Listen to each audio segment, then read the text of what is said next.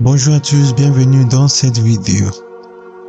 Aujourd'hui, nous allons parler d'un événement marquant dans l'Église catholique, l'élévation de 21 nouveaux cardinaux par le pape François lors du consistoire ordinaire public ce samedi 7 décembre.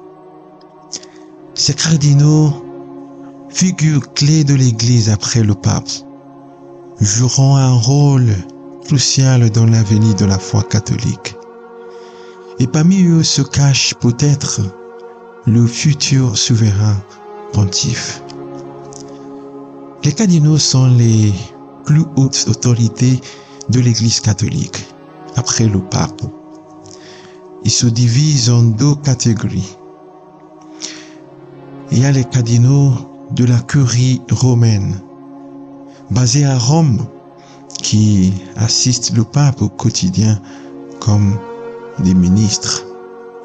Il y a aussi les cardinaux du monde entier, représentant l'Église dans leurs pays respectifs. Alors, les cardinaux portent traditionnellement le rouge, symbolisant à la fois leur rang élevé et leur dévouement jusqu'au martyre si nécessaire. En cas de décès du pape, ce sont eux, s'ils ont moins de 80 ans, qui se réunissent pour élire un nouveau pontife lors du conclave. Ce qui frappe dans la liste des nouveaux cardinaux, c'est leur origine géographique.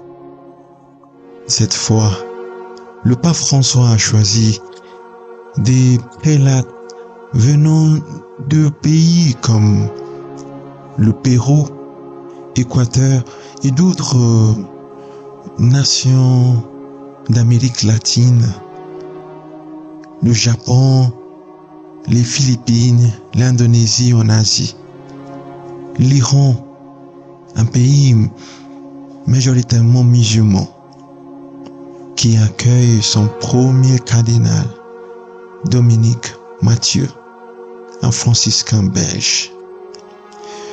Ce choix est cohérent avec la vision du pape, une église non centrée sur l'Europe, mais véritablement mondiale. Ces nominations montrent une attention particulière aux périphéries, où les chrétiens sont souvent minoritaires. Un cardinal a résumé cette logique ainsi. Il dit: il faut que toutes les réalités du monde soient représentées, même les plus petites. Le pape François veut révolutionner l'organisation de l'Église en brisant les traditions eurocentriques. Des diocèses prestigieux comme Milan ou Paris n'ont aujourd'hui plus de cardinaux. Ce qui choque certains, mais illustre un changement profond. Depuis son élection en 2013, le pape a créé 110 des 140 cardinaux électeurs. Cela signifie que le prochain conclave portera sa marque, bien que tous ne partagent pas forcément ses idées. Cette diversité géographique et culturelle parmi les cardinaux montre aussi la réalité actuelle de l'Église. Une foi qui grandit en Afrique, en Asie et en Amérique latine, tandis qu'elle recule en Europe. Le pape François, à quelques jours de ses 88 ans, continue de modeler un héritage unique.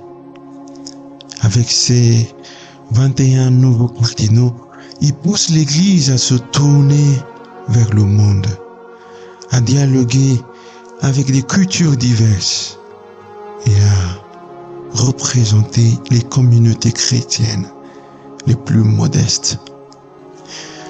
Le futur pape devra faire face à un défi de taille: unifier cette richesse culturelle et ces visions parfois opposées. Une chose est sûre, l'Église d'aujourd'hui est bien différente de celle d'hier. Et ce consistoire en est la preuve. Merci d'avoir suivi cette vidéo. Si vous avez aimé, n'oubliez pas de liker, partager et vous abonner pour ne rien rater. À bientôt, puis une prochaine vidéo.